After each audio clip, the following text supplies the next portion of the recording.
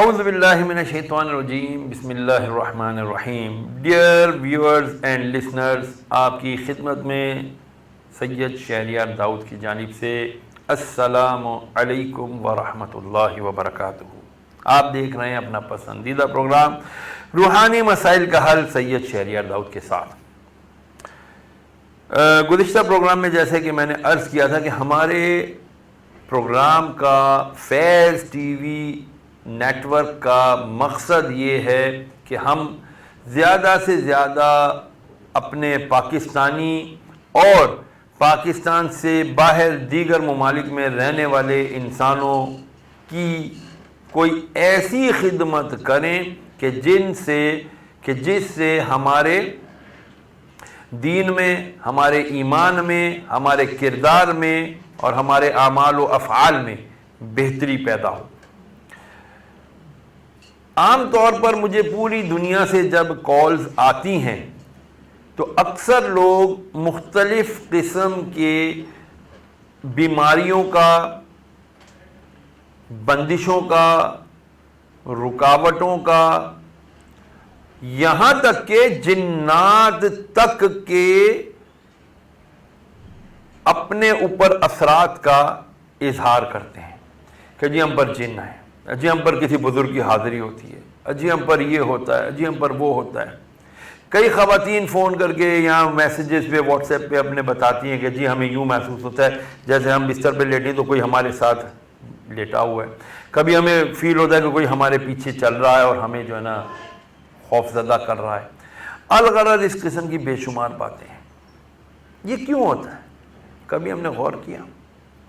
میرے آقا صلی اللہ تعالیٰ علیہ وآلہ وسلم نے ارشاد فرمایا، جس کا مفہوم ہے کہ بندہ جب گناہوں کا عادی ہو جاتا ہے، وہ گناہ پر گناہ کرتا چلا جاتا ہے، تو اللہ رب العالمین اس کے دل پر ایک سوئی کی نوک کے برابر ایک باریک نقطہ پیدا کر دیتا ہے۔ اگر بندہ توبہ کر لے یا کوئی نیکی کر لے تو اللہ تعالیٰ اس کی برکت سے وہ سیاہ نقطہ اس کے دل سے ہٹا دیتا ہے، مٹا دیتا ہے۔ لیکن اگر بندہ گناہوں پر مداومت یعنی کنٹینیوٹی کے ساتھ گناہ کرتا چلا جائے تو وہ سیاہ نقطہ دل پر دوبارہ پیدا ہو جاتا ہے۔ نہ صرف پیدا ہوتا ہے بلکہ اب یہ پھیلنا شروع ہوتا ہے، پھیلتا ہے، اتنا پھیل جاتا ہے کہ دل پر پوری کوٹنگ ہو جاتی ہے۔ سیاہی گناہوں کی جو ہوتی ہے وہ اس کے پورے دل کو اپنے لپیٹ لیتی ہے، اور پھر حضور نے فرمایا صلی اللہ تعالی وسلم، پھر اس کے دل پر نہ ہی اللہ کے خوف کی کوئی بات اثر کرتی ہے، نہ ہی عشق رسول کی کوئی بات اثر کرتی ہے۔ آج ہم دیکھتے ہیں کہ بچے کھڑے ہو کر منہ پھاڑ کر کہتے ہیں ابا آپ نے ہمارے لیے کیا کیا، ارے اماں تم تو پرانے وقت کی عورت ہو، تمہیں کیا پتا۔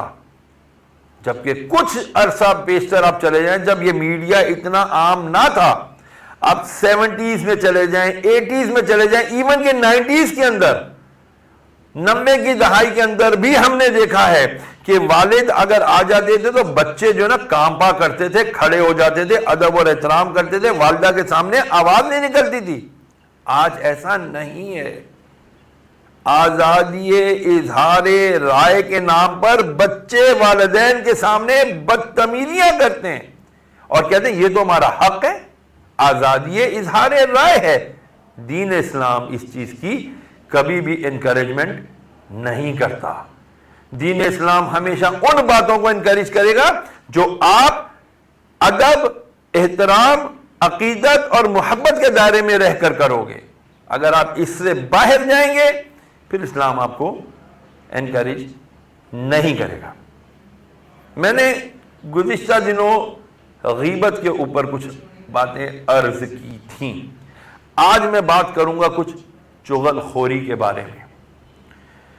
اللہ اکبر! چغل خوری، میرے آقا صلی اللہ تعالیٰ علیہ وسلم نے کیا ارشاد فرمایا کہ قیامت کے دن بدترین شخص وہ ہوگا جو دو چہروں والا ہوگا۔ ایک کے پاس آئے گا ایک چہرے کے ساتھ، دوسرے کے پاس آئے گا دوسرے چہرے کے ساتھ، اور پھر فرمایا کہ جو دنیا میں چغل خوری کرتا ہے قیامت کے دن اس کے منہ سے 2 آگ کی زبانیں نکالی جائیں گی. یہ ایک زبان ہے نا جس کی بدتمیزیوں سے، جس کی سرکشی سے ہم نہ جانے کیا کیا لوگوں کے دل توڑتے ہیں، لوگوں کی عزتیں پامال کرتے ہیں. 1 منٹ میں ہم کہتے ہیں ابے ایک بات کروں گا ابھی تجھے جو ہے نا میں بے عزت کر کے رکھ دوں گا. اس لیے فرمایا یہ زبان جو ہے نا یہ موز اور گھوڑا ہے، اس کو لگام نہیں دو گے تو یہ وہ کر جائے گی جو تمہاری دنیا بھی خراب کرے گی، تمہاری آخرت بھی خراب کرے گی. تو میرے آقا نے فرمایا کہ چغل خوری کرنے والا شخص قیامت کے دن اس طرح آئے گا کہ اس کے منہ سے آگ کی 2 زبانیں نظر آئیں گی. چغل خور کے بارے میں میرے آقا نے فرمایا کہ چغل خور جنت میں نہیں جائے گا. چغلی کھانا. آج کل ہم مختلف اگر انسٹیٹیوشنز میں یا اداروں میں دیکھ دیں تو بڑی چغلیاں چل رہی ہوتی ہیں. اپنے نمبر بنانے کے لیے، دوسرے کے نمبر کاٹنے کے لیے، اس کی ٹانگیں کھینچنے کے لیے، شولڈر کراسنگ کرنے کے لیے کہ جی دوسرے کے کندھے پر پاؤں رکھ کے آگے بڑھنے کے لیے چغل خوری کی جاتی ہے. ہر فیلڈ میں آج آپ کو ملے گا. آپ کرکٹ کا میچ لے لیں، آپ گھر کے اندر ساس بہو نند بھاوت جٹھانی درانی آپ یہ دیکھ لیں، اس کے اندر اس میں چغلیاں چلتی ہیں. ایک بھائی کو دوسرے بھائی سے جو ہے نا بدزن کرنے کے لیے چغل خوریاں کی جاتی ہیں. ویسے تو سامنے بڑی ارے جیٹھ جی دیور جی جیٹھ جی، اور یہی بھابھی پھر جا کے نا اپنے شوہر کو پھر بتا رہی ہوتی ہے تمہارے بڑے بھیا نے تو آج یہ بات کی، ایسا کیا، یہ نہیں کرنا چاہیے تھا، وہ نہیں کرنا چاہیے تھا، تمہارا حق زیادہ تھا، اس کا کم تھا. چغل خوری یہ گھروں کو پھر لگتی ہے آگ. اللہ اکبر اللہ اکبر. میرے آقا صلی اللہ علیہ وسلم نے ارشاد فرمایا کہ یہ جو چغل خوری ہے نا، چغل خور، اس کی قبر میں آگ بھڑکا دی جائے گی. جو دنیا میں چغل خوری کرتا ہوگا اس کی قبر میں آگ بھڑکا دی جائے گی. اس سلسلے میں ایک واقعہ بھی ملتا ہے کہ کسی صاحب کی کسی جنازے میں وہ تدفین کے لیے گئے. لوگوں نے کہا تھا آپ نیک آدمی نیچے قبر میں اترے، مردے کو اتارے، نیچے اتارا. ان کا کوئی پرس یا کوئی چیز نہ قیمتی چیز وہ قبر میں ہی رہ گئی. اب جو وہ وہاں سے تدفین وغیرہ دعا کر کے واپس آئے تو ان کو خیال آیا یار وہ میری اشرفیوں کی تھیلی تو قبر کے اندر ہی رہ گئی. خیر وہ گھر والوں کے پاس گئے، انہوں نے مفتیوں سے فتویٰ لیا اور لوگوں نے کہا یار تمہاری چونکہ بہت قیمتی چیز تھی نکال لیتے، ابھی چند گھنٹے تو ہوئے قبر میں مردے کو دفنائے ہوئے. تو وہ جاتے ہیں، جب وہ قبر کی مٹی ہٹاتے ہیں، سلیبیں ہٹاتے ہیں تو دیکھتے ہیں قبر کے اندر آگ دہک رہی ہے. قبر کے اندر آگ کے شعلے ہیں اور مردہ چیخ رہا ہے. اللہ تعالیٰ نے اس کی چیخوں کو لیکن خفیہ رکھا ہے. یہ عالم برزخ کے معاملات ہے جو کبھی کبھی اللہ تعالیٰ دکھا دیتا ہے. وہ شخص ڈرتا ہوا بھاگتا ہوا، باقی لوگ بھی بھاگتے ہوئے واپس آئے. گھر والوں سے پوچھا کہ کیا بات ہے، ہم نے اس شخص کو تو بڑا یعنی کہ ابھی تو چند گھنٹے پہلے دفنایا، اس کی آگ قبر میں آگ. تو پھر اس کے گھر والوں نے بتایا کہ بات یہ ہے کہ جی ہمارا یہ بھائی جو تھا نا یہ بڑا چغل خور تھا، یہ مشہور تھا علاقے میں، یہ ادھر کی ادھر ادھر کی ادھر لگاتا تھا اور پھڈے فساد لڑائیاں کرا دیا کرتا تھا. الامان والفیل. اللہ تعالیٰ محفوظ فرمائے. چغل خوری بہت بری سزا ہے. پھر ہم کہتے ہیں جی پتہ نہیں کیا خطا ہو گئی، اللہ تعالیٰ ہماری سنتا نہیں. کیوں سنے اللہ تعالیٰ آپ کی اور میری؟ وہ حالانکہ وہ کہتا ہے ان اللہ سمیع بصیر کہ میں تو سننے والا ہوں، میں تمہاری سب دعائیں سنتا ہوں، تمہاری سب دلوں کے حال جو تم دلوں میں جو تمہیں واردات قلبی ہوتی ہے، جو تم سوچ رہے ہوتے ہو، میں تو اس سے بھی جو ہے آگاہ ہوں. تو تم کیسے کہہ سکتے ہو کہ میں تمہارے نہیں جانتا؟ میں تو تمہارے قلوب، تمہارے اذہان سب کو جانتا ہوں. بدقسمتی کیا ہے ہماری کہ آج ہمارے پاس سمجھانے والا کوئی نہیں ہے. ہم کہتے ہیں ہمیں کوئی سمجھاتا ہے نا تو ہم اس شعر کی مصداق ہو جاتے ہیں. ناصحہ نہ کر مجھے نصیحت دل میرا گھبرائے ہے. ناصحہ کہتے ہیں نصیحت کرنے والے کو. ناصحہ نہ کر مجھے نصیحت کہ دل میرا گھبرائے ہے. ارے اس کو تو میں دشمن جانوں جو مجھ کو سمجھائے. جو مجھے سمجھاتا ہے نا وہ میرا دشمن ہے. اور جبکہ میرے آقا صلی اللہ تعالی علیہ وسلم نے فرمایا تمہارا بہترین دوست وہ ہے کہ جو تمہاری برائیوں کو دیکھ کر احسن انداز سے تمہاری اصلاح کر دے، وہ بھی اکیلے میں، سب کے سامنے نہیں. تو آج کے دور میں بدقسمتی سے برائیاں پھیلتی چلی جا رہی ہیں. میرے آقا نے فرمایا حدیث مبارکہ جس کا مفہوم ہے کہ نیکی روتی بھی چلی گئی اور برائی ہستی بھی چلی آئی، اور یہ وہ وقت ہوگا جو پرفتن دور ہوگا کہ جب برائی کرنا آسان اور باعث فخر سمجھا جائے گا، نیکی کو برا سمجھا جائے گا، نیکی کرنے والوں کو دقیانوس، اولڈ فیشن، پرانے وقتوں کا کہا جائے گا۔ ڈیئر ویورز اینڈ لسنرز، یہاں وقت ہوا ہے ایک وقفے کا، کہیں مت جائیے گا، ہم ملتے ہیں آپ سے ایک مختصر وقفے کے بعد۔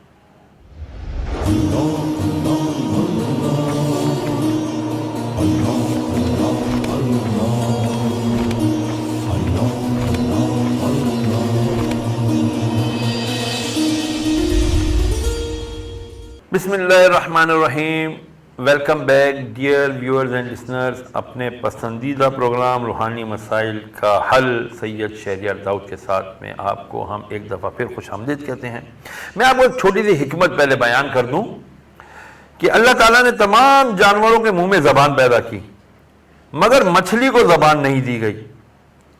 اس کی وجہ یہ ہے کہ جب حکم خداوندی سے فرشتوں نے آدم علیہ السلام کو سجدہ کیا اور ابلیس رجیم ہو کر مسخ شدہ صورت میں زمین پر پھینک دیا گیا تو وہ سمندر کی طرف گیا، تو اسے سب سے پہلے مچھلی نظر آئی، جسے اس نے آدم علیہ السلام کی تخلیق کا قصہ سنایا اور یہ بھی بتلایا کہ وہ بحر و بر کے جانوروں کا شکار کرے گا۔ تو مچھلی نے تمام دریائی جانوروں تک حضرت آدم علیہ السلام کی کہانی کہہ سنائی۔ ہاں، اس وجہ سے اسے اللہ تبارک تعالیٰ نے زبان کے شرف سے محروم کر دیا۔ دیکھا آپ نے، مچھلی کے منہ میں زبان نہیں ہوتی، جبکہ پہلے زبان تھی، لیکن جب اس کی تخلیق فرمائی اللہ نے اس کو زبان دی تھی، لیکن جب شیطان کو راندہ درگاہ کر کے دنیا پہ بھیج دیا گیا تو سب سے پہلے سمندر پر آیا، مچھلی کو دیکھا تو مچھلی کو اس نے بتایا دیکھو جی اللہ نے آدم علیہ السلام کو بنا دیا، اب وہ دیکھو ہم سے افضل ہو گیا، وہ آ کر کے تمہارا جو ہے نا مچھلیوں کا شکار کرے گا۔ تو یہ بات سن کر یہ اس نے چغلی کی، کس نے؟ مچھلی نے۔ اس کو کرنی نہیں چاہیے تھی، اس نے جو ہے نا سارے دریائی جانوروں کو جو ہے نا سمندری جانوروں کو بتایا، اللہ نے اس کو زبان سے محروم کر دیا۔ یہ ہے چغل خوری کا انجام۔ ہم غور کریں، دیکھیں کہ کہیں ایسا تو نہیں یہ چھوٹے چھوٹے گناہ ہمارے بہت بڑے بڑے ثواب لوٹ کر ہمیں بالکل ثوابوں سے محروم کر دیں۔ اللہ تعالیٰ ہمارے حال پر رحم فرمائے۔ آئیے دیکھتے ہیں ہمارے ساتھ لائیو کالرز کون کون ہیں۔ آئیے سب سے پہلے کالر کی طرف چلتے ہیں۔ السلام علیکم ورحمۃ اللہ وبرکاتہ۔ میں آگے بھائی جان، میں اپنی بیٹی دا رشتہ کرینی پیا، میں اپنے رشتے تو ڈری ہوئی ہوں، میں آپ دودھ رہ شاجا میری دین گھر اجن تک بھی کتنے ہی نہیں بسایا، میں مزدور عورت ہاں، مزدوری کرینی ہاں۔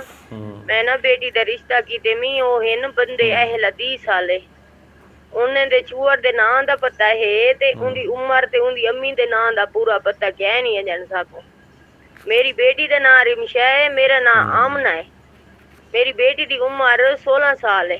بہت آج کے دور کا بہت ہی سلگتا ہوا یہ مسئلہ ہے کہ بچیوں کے رشتے اول تو آتے نہیں، آتے ہیں تو پھر وہ ٹھہرتے نہیں، بات شادی تک پہنچتی نہیں، اور جب کوئی رشتہ نامکمل ہو کر کے ٹوٹ جاتا ہے تو بڑا دکھ ہوتا ہے۔ اب یہ بتا رہی ہیں کہ جی ان کی بیٹی 16 سال کی ہے، رمشا نام ہے اس کا۔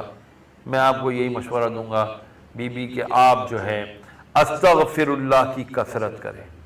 ایک ہی لفظ ہے استغفر اللہ، استغفر اللہ، استغفر اللہ، یہ آپ 313 مرتبہ آپ بھی پڑھیں، آپ کی بچی بھی پڑھے۔ اس کے علاوہ آپ نے ایک کام اور کرنا ہے کہ عشاء کی نماز کے بعد 150 مرتبہ 150 مرتبہ آپ نے یا لطیفو، اللہ کا یہ کلام پاک نام، یا لطیفو یا لطیفو یا لطیفو آپ نے پڑھنا ہے۔ کتنی مرتبہ؟ 150 مرتبہ۔ اول اور آخر 3 دفعہ درود شریف پڑھنا ہے۔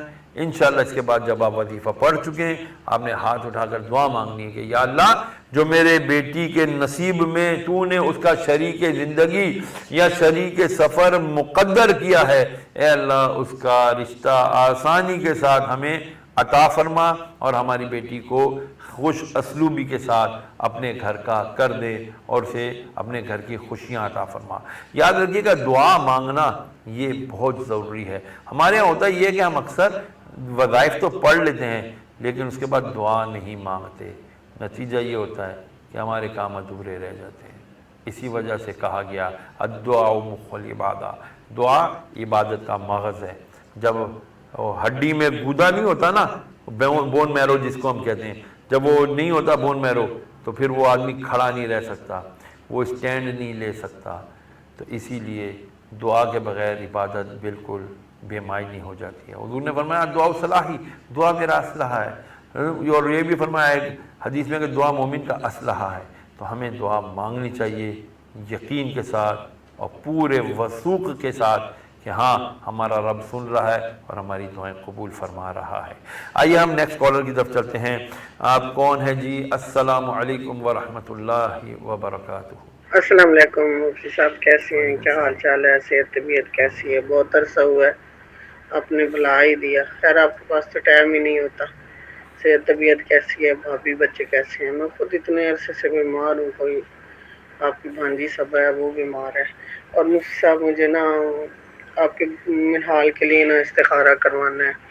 تو میرا بھی بخار کوئی نہیں اترتا، صبح کا بھی کوئی نہیں اترتا، روز کوئی نہ کوئی مسئلہ ہے۔ وہ بھی کہہ رہا تھا کہ جب بھی کوئی نہ کوئی کام کا مسئلہ بنے تو آگے سے بہت رکاوٹیں آ جاتی ہیں۔ اب تو مجھے مرد بھی کہنے لگے ہیں۔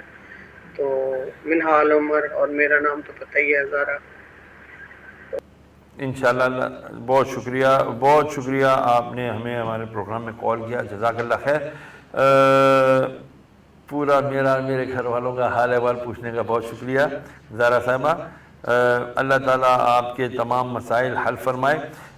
جو بیٹا آپ کا اس وقت مجھے پتہ ہے اسپین میں ہے اور اس کے کام بہت سارے رکے ہوئے ہیں، اللہ تعالیٰ اس کے کاموں میں آسانی کرے۔ دیکھیں سورہ کہف ہے، اس کی آیت نمبر 10 ہے، اس کا یہ آخری حصہ ہے۔ ربنا آتنا من لدنک